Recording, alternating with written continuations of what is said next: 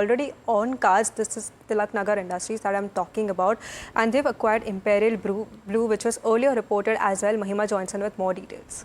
Right, so as you rightly mentioned, it's one of the biggest acquisitions in the entire alcohol beverage segment, and that's Tilaknagar acquiring Imperial Brew from Pernod Ricard, India. Now, the acquisition is for 4,150 crores, and it includes two owned units and services from company manufacturing bottlers across India. Now, this will be funded with a mix of equity as well as debt.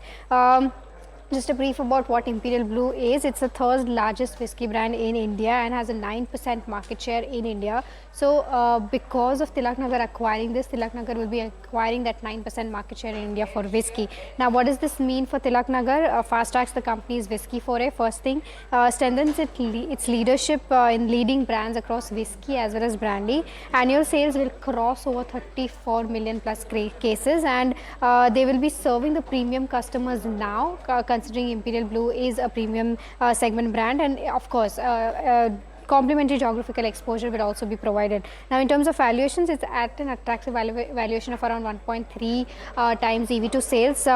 Tilaknagar's own valuation stands at around 6.5 times, so it's much lesser, so very attractive valuations. Lastly, in terms of financial impact, Imperial Brew's revenue in FY25 was almost double than that of Tilaknagar's entire revenue. It stood at around 3067 crores in FY25 versus that of 1405 crores for Tilaknagar. So it's a very interesting acquisition, and most certainly the stock will see good gains in trade today.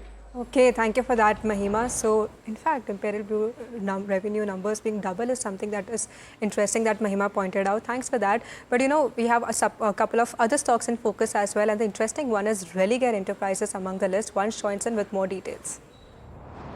Right, so the first one on my list would be BEML. Now, the company has received orders worth rupees 294 odd crores from Ministry of Defence, and the order is for the supply of heavy military vehicles. And if we talk about the recent order wins for the company received orders of 186 crores from the Ministry of Defence on 18th of July and received two export orders worth rupees 54 crore on 4th of July. So in totality, company has received orders worth rupees 534 crores in July 2025. And in terms of order book, the order book for the company stands at 14,600 odd crores for FY25. Second on my list is Inox Wind. Now, the company has approved a right issue of 10 crore equity shares at the issue price of 120 rupees per share. And if we talk about the entitlement ratio, 5 right equity shares would be issued for every 78 equity shares which are held by the shareholders. And if in terms of timeline, the opening date for the right issue is 6th of August 2025 and will be closed on 20th of August 2025. Third on the list is Ricard Enterprises. Now, this will remain in focus today as the RBI has lifted the 7-year-old corrective action plan imposed on Ricard Finvest, that is the wholly owned subsidiary of the company. RBI had originally placed the company under corrective action plan on 18th of Jan 2018, and they have because they have cited irregularities discovered during the inspection of financials as of 31st March 2017. However, now the company can start lending operations, and it's also important to note that the company is promoted by Dabur owning Burman family. So these are some of the stocks that will remain in focus today. Okay, thank you for